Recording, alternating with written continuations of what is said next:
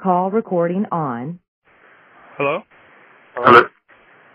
Okay, guys, you're on. Hello? Hello? This is Billy. Hello. Hey, Billy, this is Tim Fenner. Hey, Tim. How you doing?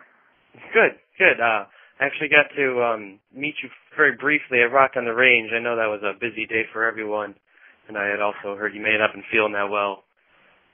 Oh, yeah, that was a busy day mixed with, yeah. No, I understand. But yes, I did get to see you at Rock on the Range, and then for me it was a surprise opening for Stone Temple Pilots in Cleveland, which was really cool. Yeah, that was awesome. That was very last minute, but yeah. Well, that's what I thought. I know when I called ahead, they said there's a special guest that they would not release the name for, which was a very pleasant surprise. But I was wondering, because I mean, how has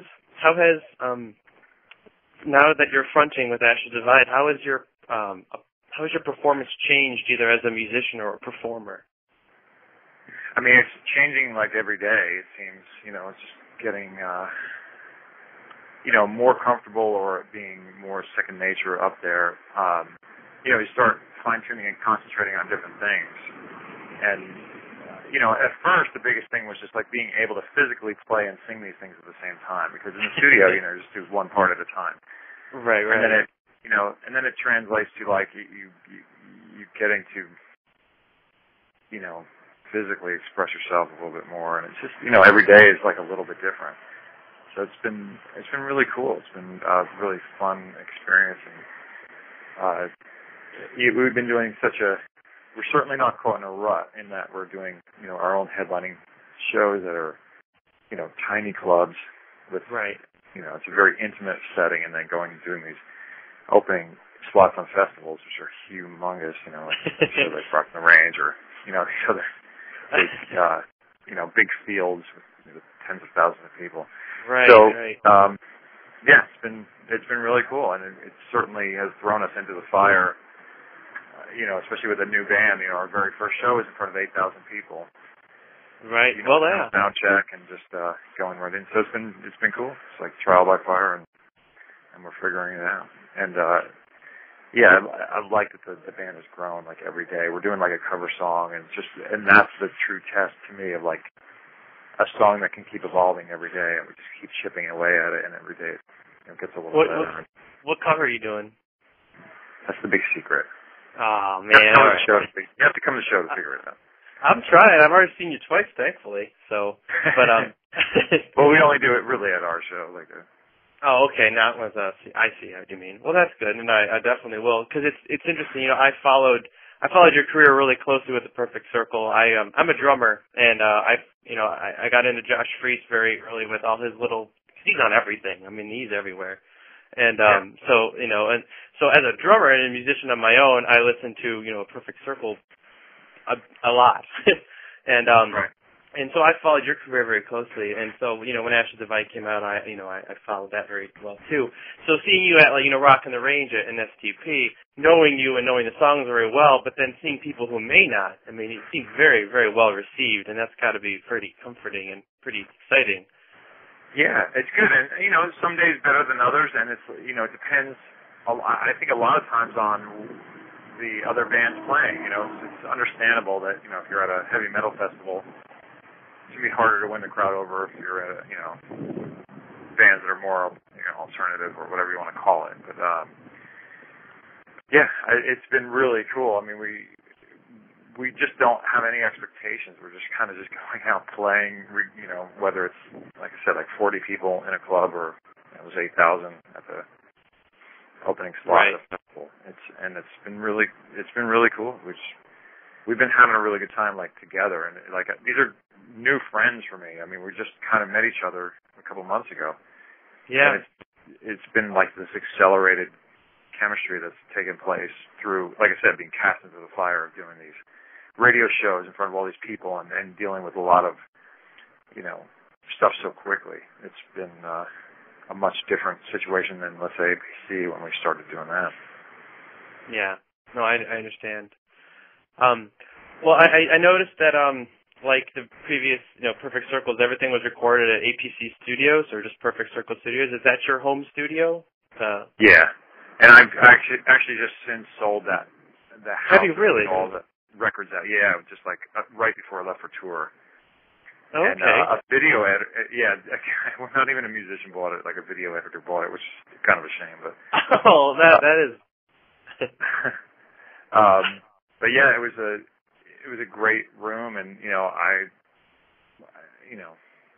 plan on building something else when I get done with this tour, maybe, or maybe not. I don't know. Maybe I'll just do drums at a friend's house or something like that. But it was mostly just that I had a really good drummer, and did everything but Meredith Nelms. Meredith Nelms, we did half the songs at a place called One-on-One Studios in Van Nuys, and then the other half at my friend Scott's garage.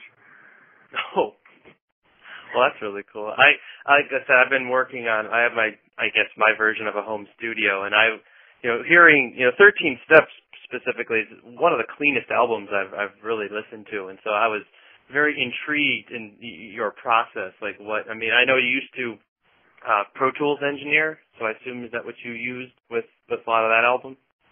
Yeah, I use Logic Audio actually. I use DigiDesign's hardware. Okay. I use DigiDesign, hardware with Apogee going Apogee into DigiDesign with Logic. Okay. That makes sense. I know someone who does that as well.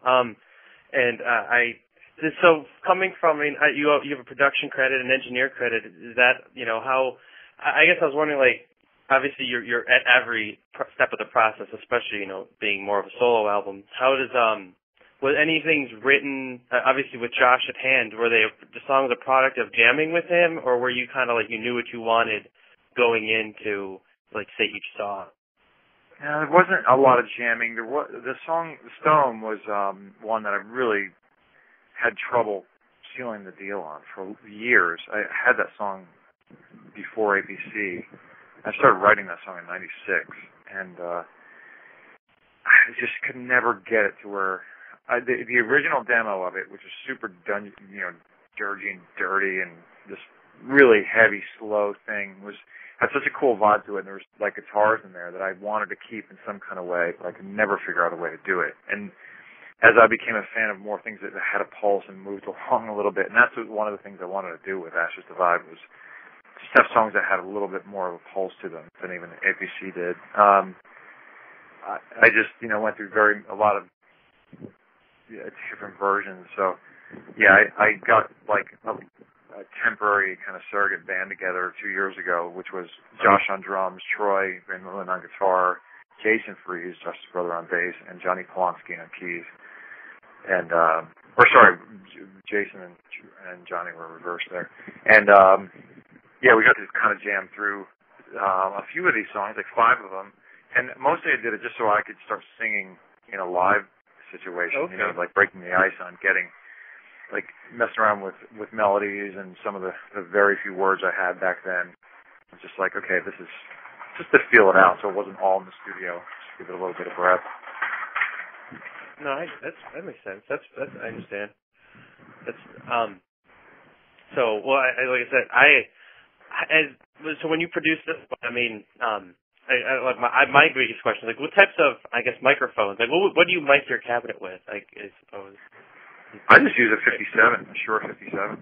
Really? And I sometimes use a Royer ribbon mic, but I mostly just use a 57 into a Neve mic pre.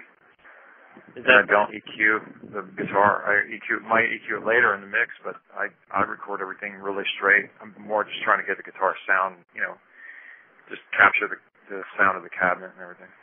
I understand. Is that, and can I ask a couple things you might throw on, like, Josh's drums? I take a really big picture of the drums. So I used about 16 inputs. Not that big. I mean, I guess people get crazier, but, he's just playing. I have about 12, so that's very fair.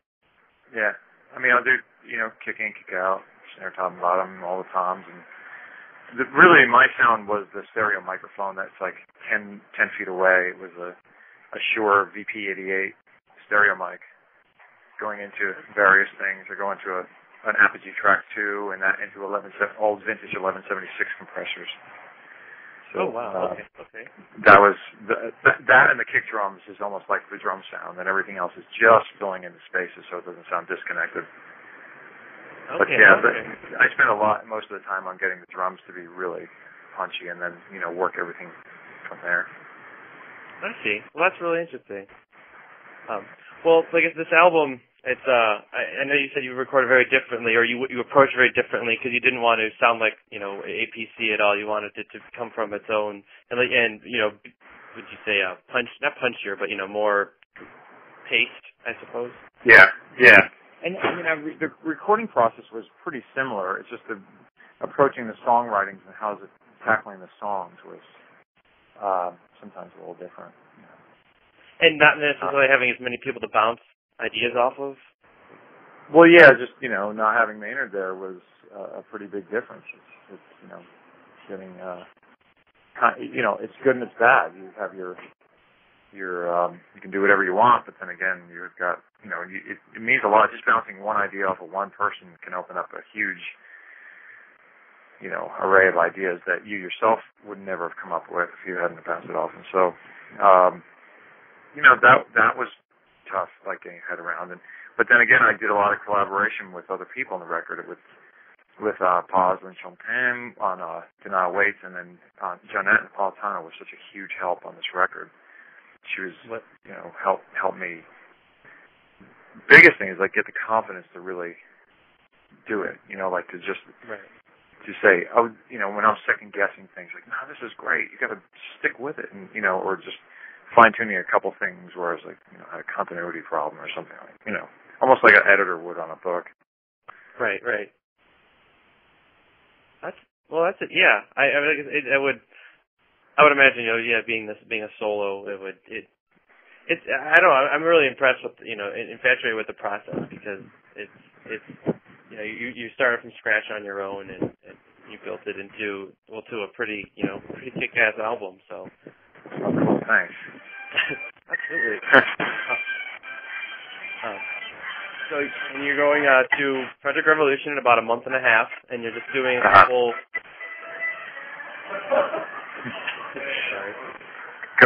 Sorry, go ahead. Oh, no problem. And so you got a couple. Right now you're touring. You're doing a couple on your own, and then you're doing some openings as well until Project Revolution. Yeah, we're doing like mixture of opening slots on festivals, and then doing our own little headlining shows, which are tiny. They're just a couple 100-seat places, and then going from there, and then Project Revolution, which would be really great. I'm really looking forward to that. And it sounds, just looking at it, it does sound like I saw it last year, and it looks like it's going to be a lot of fun. I'm excited to see all those acts. Yeah, it should be really fun. I enjoy those outdoor traveling circus festivals. Yeah. You did a little one. I remember you were at I think the last year Lollapalooza tour, and you caught the very end of it with APC. Yeah, just a little bit. Yeah. So. Well, that's really cool. I got to say, I've following your career for a long time. It's been a long time wanting to just pick your brain for a little bit on some of these things. Again, I enjoy recording very much, and I know, as you engineer a lot of these things, I sympathize with a lot of those things, and also wonder so many things too. So it's awesome to hear from that. Well, good. I thank you for spreading the word. We need the help. Absolutely. Well, it's like I said, the album speaks for itself. I see it. We just need to just keep spreading the word, like you said. We keep doing our part. Because it speaks for itself. Yeah, great. Well, hopefully, we can just get it out there. That's really the hardest thing, and I think a lot of people assume that it would rest on the whole APC, thing, and it's not that way. There's just a lot of friends of mine that were, friends of mine and also fans of the band, but still don't know. I just had somebody come to our show last night and say, I have no idea you had a new band. And, he's really into all this stuff. So it's, there's a lot, and that's what we're doing. We're on the road just trying to, wake people back up to, something's happening again. Well, and things have changed recently too. I mean, you know, between the last APC, I mean, iTunes has taken off, and you know, there's different ways about it too. And so, how to approach it, it's a fluid process now. Yeah. Yeah. So, well, I very much appreciate the time with you, sitting down with me, and you know, and just giving me some of your time. I look forward to seeing you guys when you come back with Project Revolution. Yeah, yeah. We'll be ready. All right. Excellent. Well, Billy, thank you so much for taking the time. I appreciate it. All right. Thank you. Thanks again. All right. Bye. Take care. Bye-bye.